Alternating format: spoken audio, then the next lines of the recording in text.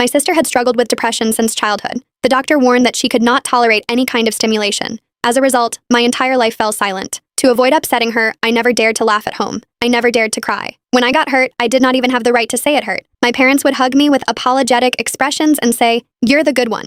Your sister's illness requires the whole family to work together. You're healthy, you're strong. Let her have more, okay?" One day, I accidentally knocked over a cup. The crash sounded enormous in the quiet room, and my sister's emotions shattered at once. My father struck me for the first time. He roared, "Can't you be careful? Do you have to push her until she dies before you're satisfied?" He shoved me to the floor. The back of my head slammed against the corner of the table and blood poured out, but my whole family rushed to my screaming sister. No one even glanced at me. I lay on the cold floor as my vision blurred and my consciousness began to fade. To them, my sister's feelings were the only emergency. My small injury could wait. They did not know that bleeding inside the skull does not wait. I lay on the cold floor, a steady, dull ache pulsing at the back of my skull. Warm blood slid down my neck and pooled beneath me, a dark puddle spreading across the tile. My father's voice boomed above everything. "Couldn't you be careful for once? Do you have to push her until she dies before you're satisfied?" The shout rattled inside my head. My ears rang and the blood kept coming. On the sofa, my sister Stella Somerset had folded in on herself. She drew her knees to her chest. Her shoulders shook. Both hands clamped over her ears as she shrieked, sharp enough to sting. "She did it on purpose. She wants me dead. Make her go away.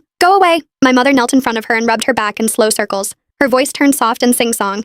"It's okay, baby. It's okay. Mommy's here. The bad sister went away." I tried to push myself up. The room tilted hard to the left, then lurched back. Dizziness punched through me, and I collapsed again with my cheek against the floor. The edges of my vision darkened. Black crept in like smoke and swallowed the corners first. "Dad, Mom." My voice came out thin. Almost nothing. No one turned. My sight blurred. The ceiling faded into a pale smear. Somewhere beyond it, old memories surfaced, as if they had waited for the moment I finally stopped fighting them. I saw myself running home with a certificate clutched in both hands. I had earned first place in my grade. My heart had felt too big for my chest. "Mom, I shoved the door open, breathless. The words spilled out. Before I could finish, she snatched the certificate from my hands and shoved it into a drawer as if it were contraband. "Rainey," she whispered, panic in her voice. "Don't let your sister see it." She lowered her voice even further. "You know how this goes. If you do well, it will set her off." I stood in the doorway with my arms still half extended, as if my body had not received the message. My smile froze. "But Mom, it's the first time I ever got first place," I said. My voice shook. "The teacher said I could apply for early admission. You're the most sensible one," she said as she smoothed my hair.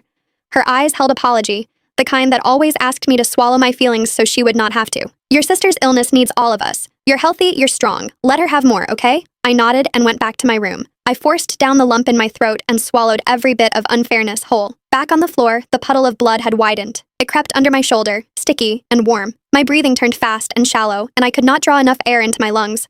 White flashes sparked across my vision. "Mom," I tried again. This time the words scraped out of me. "It hurts." My mother finally glanced over her shoulder. She frowned as if I had interrupted something important. "Rainey, stop it."